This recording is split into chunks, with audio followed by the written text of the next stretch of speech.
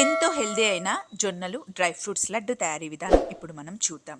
ముందుగా గిన్నెలో కాస్త నెయ్యి వేడి చేసుకొని అందులో వాల్నట్స్, బ్లాక్ కిస్మిస్, బాదాం, జీడిపప్పు, అవిసె గింజలు, సన్ఫ్లవర్ సీడ్స్, కర్బూజా సీడ్స్, అంజీర్ అన్నీ వేసి నెయ్యిలో ఇలా దూరగా వేయించుకొని ఒక ప్లేట్లోకి తీసుకోవాలి.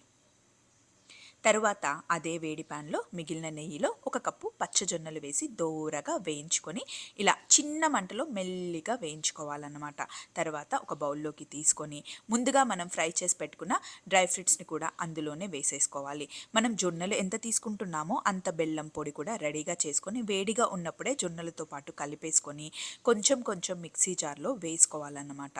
ఇలా వేసుకొని మనం మెల్లిగా మిక్సీ పట్టుకొని బౌల్లోకి తీసుకొని మొత్తానికి మనం ఇలా సన్నగా మిక్సీ పట్టుకొని వేడిగా ఉన్నప్పుడే రౌండ్గా చుట్టుకుంటే భలే లడ్డూలు వచ్చేస్తాయి. ఫుల్ ప్రాసెస్ లింక్ పెడతాను, సబ్స్క్రైబ్ చేయడం మటుకి మర్చిపోకండి. బాయ్.